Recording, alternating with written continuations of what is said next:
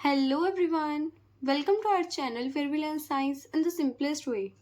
इस वीडियो में हम the fundamental unit of life के फोर्थ पार्ट को कवर करेंगे, जिसमें हम स्टडी करेंगे रिमेनिंग सेल ऑर्गेनेलिज को एंड सेल डिवीजन को। तो सबसे पहले देखते हैं इसमें राइबोसोम क्या होता है। राइबोसोम जो होता है ये मेम्ब्रेन लेस ऑर्गेनेली होता है। मेम्ब्रेन लेस का मतलब इसकी कोई भी राइबोसोम की मेम्ब्रेन नहीं होती, ठीक है। और ये प्रोटीन की सिंथेसिस करता है, मतलब पूरे सेल में जो प्रोटीन बनाता है वो राइबोसोम बनाता है, ठीक है। सो इसको हम protein factory of the cell भी बोलते हैं। राइबोसोम को प्रोटीन फैक्ट्री भी बोलते हैं सेल की, क्योंकि ये प्रोटीन की सिंथेसिस करता है, प्रोटीन को बनाता है, ठीक है। उसके बाद जो राइबोसोम होता है ना, ये प्रोकैरियोटिक सेल्स में भी मिलता है एंड यूकैरियोटिक सेल्स में भी होता है, ठीक है। प्रोकैरियोटिक का मतलब जो पुराने सेल्स होते हैं, पुराने न्यूक्लियस में भी मिलता है आपको, और ये यूकैरियोटिक सेल्स में भी देखने को मिलता है, ठीक है। यही सेल ऑर्गेनेली है जो कॉमन है दोनों में। उसके बाद देखो लाइसोसोम क्या होता है। लाइसोसोम जो होता है ये गोल्गी बॉडीज फॉर्म करती हैं, ठीक है। लाइसोसोम्स को गोल्गी बॉडीज बनाती हैं, ठीक है। लाइसोसोम में ना काफ़ी सारे डाइजेस्टिव एंजाइम होते हैं। डाइजेस्टिव एंजाइम क्या करते हैं, लाइसोसोम के पास बहुत सारे पावरफुल डाइजेस्टिव एंजाइम होते हैं जो कि क्या करते हैं, सेल का जितना भी वेस्ट है उसको डिस्पोज कर देते हैं, मतलब उसको खा जाते हैं, उसको डिस्पोज कर देते हैं वो, ठीक है। तो lysosome filled with the digestive enzyme from the rough endoplasmic reticulum that act as the cell's waste disposal system, जो सेल के पूरे वेस्ट को डिस्पोज कर देते हैं, ठीक है। उसके बाद लाइसोसोम को ना सुसाइडल बैग्स भी बोला जाता है। अब लाइसोसोम्स को सुसाइडल बैग्स क्यों बोला जाता है, तो देखो लाइसोसोम के पास ना कुछ डाइजेस्टिव एंजाइम होते हैं। तो अगर मान लो कोई भी सेल ऑर्गेनेली है, सेल में कोई भी सेल ऑर्गेनेली है, अगर वो खराब होती है तो लाइसोसोम क्या करते हैं, उसके ऊपर अपने डाइजेस्टिव एंजाइम को थ्रो करते हैं और वो डाइजेस्टिव एंजाइम उस सेल ऑर्गेनेली को डिस्ट्रॉय कर देती है, ठीक है। और मान लो कि अगर पूरे के पूरे सेल पे ही कुछ खराबी आ रही है, पूरे का पूरा सेल ही खराब हो रहा है, ठीक है। मान लो कोई फॉरेन पार्टिकल आ रहा है जो पूरे के पूरे सेल को हार्म कर सकता है, तो ये जो लाइसोसोम होते हैं ना, ये बर्स्ट हो जाते हैं, ये फट जाते हैं। इसका जो डाइजेस्टिव एंजाइम होता है ये पूरे सेल को ही खा जाते हैं, ठीक है। तो it is called suicidal bag because they may burst during the cellular disturbance, मतलब अगर सेल में कोई भी डिस्टर्बेंस हुई तो ये क्या करते हैं, बर्स्ट कर जाते हैं, फट जाते हैं लाइसोसोम, ठीक है, जो पूरे के पूरे सेल को डिस्ट्रॉय कर देते हैं, लीडिंग टू सेल्फ डाइजेशन, मतलब खुद के ही सेल को ये खा जाते हैं, डिस्ट्रॉय कर देते हैं। They digest foreign material and worn out organelles to maintain the cell cleanliness, और मतलब कोई भी जैसे सेल ऑर्गेनली में कोई दिक्कत आ रही हो, ठीक है, या सेल में कोई छोटा सा मतलब कोई फॉरेन पार्टिकल चला जाए, तो उन सबको भी ये क्या कर लेते हैं, डाइजेस्ट कर लेते हैं, कौन, लाइसोसोम। उसके बाद देखो वैक्यूल्स क्या होता है। वैक्यूल्स का मतलब होता है ना, ये एक छोटी सी स्पेस होती है, एक सैक लाइक स्ट्रक्चर होता है वैक्यूल्स का, ठीक है, जो कि क्या करता है, अपने अंदर चीज़ों को स्टोर करके रखता है, ठीक है। वैक्यूल्स क्या होता है, एक स्टोरेज सैक होता है सेल्स में। सैक का मतलब एक थैली लाइक स्ट्रक्चर होता है, ठीक है, वैक्यूल्स का मतलब। और ये जो होता है ये प्लांट्स में ज़्यादा होता है, मतलब प्लांट्स में जो वैक्यूल होता है, जैसे ये मान लो प्लांट सेल है, तो प्लांट का 50 to 90% जो एरिया होता है ना, वो वैक्यूल ने कवर कर रखा होता है। तो प्लांट में जो वैक्यूल होता है वो बहुत ज़्यादा बड़ा होता है, मतलब उसने काफ़ी स्पेस ऑक्यूपाई कर रखा होता है, अप्रॉक्स 50 to 90%। और जो एनिमल होते हैं, एनिमल में ये स्मॉल होता है। अब एनिमल्स में वैक्यूल स्मॉल क्यों होता है और प्लांट्स में लार्ज क्यों होता है, तो वो इसीलिए क्योंकि जो प्लांट्स हैं वो तो इमोबाइल है, वो चल फिर नहीं सकते, तो उनको एक्स्ट्रा रिजिडिटी की ज़रूरत होती है, एक्स्ट्रा स्ट्रेंथ की ज़रूरत होती है, जो कि ये वैक्यूल्स प्रोवाइड करते हैं, ठीक है। उसके बाद देखो vacuole, the outer membrane of vacuole is tonoplasm, जो टोनोप्लास्ट, इस जो वैक्यूल की जो आउटर लेयर होती है ना, वैक्यूल की जो आउटर लेयर होती है उसको टोनोप्लास्ट बोलते हैं, ठीक है। उसके बाद ये टर्जिडिटी प्रोवाइड करता है, रिजिडिटी प्रोवाइड करता है प्लांट को, ठीक है। और ये सारा का सारा जो भी एसेंशियल सब्सटेंस होते हैं ना, उनको भी स्टोर करके रखता है। Expelling excess water and waste from unicellular organism. अब प्लांट में तो समझ में आ रहा है कि ये जो वैक्यूल्स हैं वो क्या करते हैं, टर्जिडिटी को मेंटेन करते हैं एंड रिजिडिटी को मेंटेन करते हैं, ठीक है। लेकिन जो यूनिसेलुलर ऑर्गेनिज्म होते हैं, यूनिसेलुलर ऑर्गेनिज्म का मतलब होता है जो सिर्फ एक ही सेल से मिलकर बने हुए होते हैं, ठीक है। और उनमें मतलब ज़्यादा पानी हो जाता है, तो मतलब बहुत ज़्यादा पानी हो जाता है जब यूनिसेलुलर ऑर्गेनिज्म में, तो वो बाहर जाता है इन्हीं वैक्यूल्स के थ्रू, ठीक है। बाद देखो जो नेक्स्ट ऑर्गेनेली है वो है माइटोकॉन्ड्रिया। माइटोकॉन्ड्रिया क्या होती है, ये एक powerhouse of the cell होता है। पावर हाउस का मतलब ये एनर्जी को जनरेट करता है in the form of ATP. ATP क्या होता है, एटीपी एक करेंसी होती है, ठीक है, एटीपी एनर्जी की ही करेंसी होती है, ठीक है। तो माइटोकॉन्ड्रिया क्या होता है, it is the powerhouse of the cell, जो कि क्या करता है, एनर्जी की जनरेशन करता है, एनर्जी को प्रोवाइड करता है, ठीक है, किसकी फॉर्म में, एटीपी की फॉर्म में।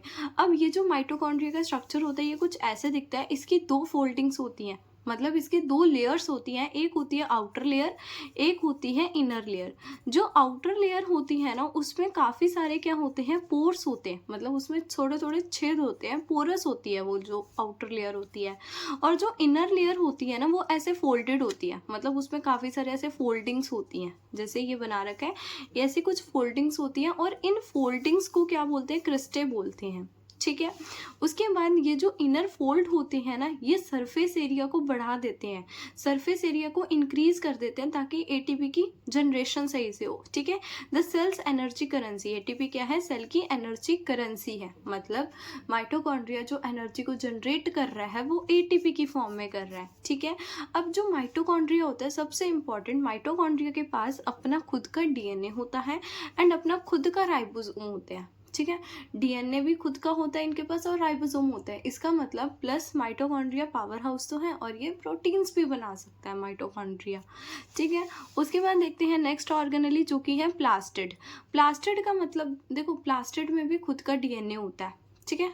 तो माइटोकॉन्ड्रिया एंड प्लास्टिड एक ऐसे सेल ऑर्गेनेली है जिनके पास खुद का डीएनए होता है, ठीक है। तो प्लास्टिड जो होता है वो सिर्फ और सिर्फ प्लांट सेल में ही होता है, प्लास्टिड एनिमल सेल में नहीं होता, ठीक है। और जो प्लास्टिड होते हैं वो तीन तरीके के होते हैं, क्रोमोप्लास्ट, क्लोरोप्लास्ट एंड ल्यूकोप्लास्ट, ठीक है। Chromoplast, chloroplast, leucoplast. अब ये क्रोमो, क्लोरो एंड ल्यूको क्या है, तो देखो जैसे कि अब जो लीव्स होते हैं, फ्लावर्स होते हैं, ठीक है, वो काफ़ी ज़्यादा कलरफुल देखने को मिलते हैं। कोई पिंक कलर का फ्लावर होता है, कोई पर्पल कलर का फ्लावर होता है, ठीक है। तो बहुत सारे कलर्स के फ्लावर देखने को मिलते हैं। तो वो जो फ्लावर्स में, मतलब वो जो प्लांट में जो कलर आ रहे हैं ना वो क्रोमोप्लास्ट की वजह से आते हैं, ठीक है। तो प्लास्टिड तीन टाइप के होते हैं और जो कलरफुल पार्ट होता है प्लांट का वो किसकी वजह से होता है, क्रोमोप्लास्ट। क्रोमो का मतलब है कलरफुल प्लांट, कलरफुल पार्ट, ठीक है।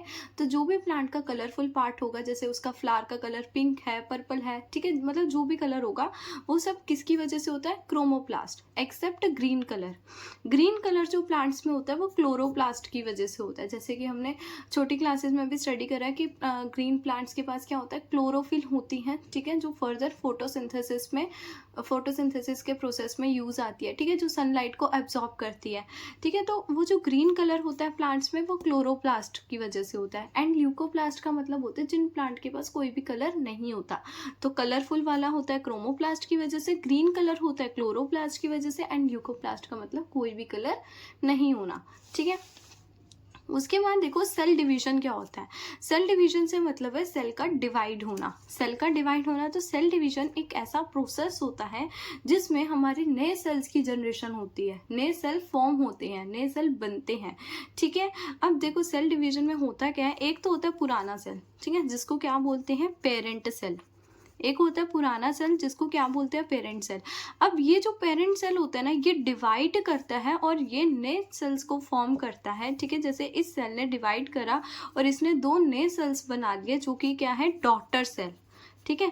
जो नए सेल्स बने उनको हम क्या नाम देंगे, डॉटर सेल नाम देंगे, और जो पुराना सेल है जिससे वो सेल बने हैं उसको नाम देंगे पेरेंट सेल, ठीक है। तो cell division is the process through which new cells are formed in organism. मतलब सेल डिवीजन एक ऐसा प्रोसेस है जिसमें नए सेल्स बनते हैं एक ऑर्गेनिज्म में, ठीक है। उसके बाद देखो new cells form for growth, cell replacement, ठीक है। जो नए सेल बनते हैं ना वो देखो किसके लिए बनते हैं, जैसे कि अगर ऑर्गेनिज्म में ग्रोथ होती है जब, ठीक है, सेल की रिप्लेसमेंट, अगर कोई सेल जो है वो खराब हो गया है तो उसको रिप्लेस करने के लिए सेल डिवीजन होती है, ठीक है। मतलब कोई इंजरी हो गई तो भी सेल डिवीजन होती है।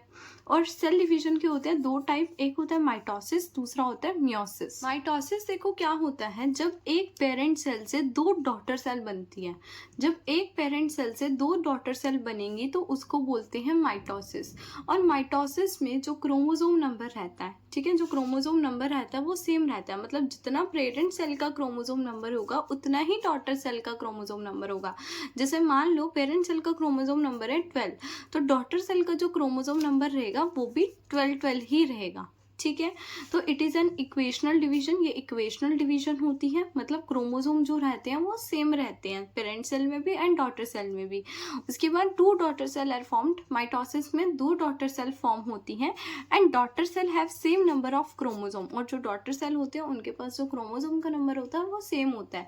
अब देखो ये जो माइटोसिस है ये बॉडी में होती कब है, मान लो जैसे आपको कोई इंजरी हो गई, ठीक है, जो इंजरी होती है ना, अब वो कुछ ना कुछ टाइम बाद रिकवर हो जाता है, मतलब जैसे चोट लग गई, किसी जगह पे कोई कट लग जाता है तो उसके जो टिश्यूज होते हैं वो भी खराब हो जाते हैं, ठीक है। तो टिश्यूज को रिप्लेस करने के लिए फिर ये वाली सेल डिवीजन होती है, इक्वेशनल सेल डिवीजन। उसके बाद देखो मियोसिस क्या होता है, मियोसिस का मतलब होता है रिडक्शनल डिवीजन।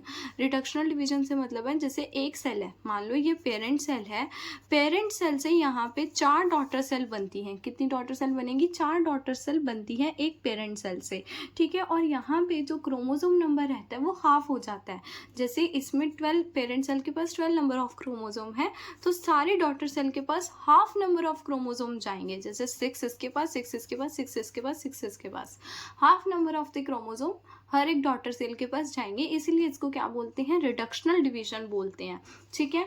और जैसे माइटोसिस में 2 डॉटर सेल फॉर्म होती है तो इसमें 4 डॉटर सेल फॉर्म होती है मियोसिस में।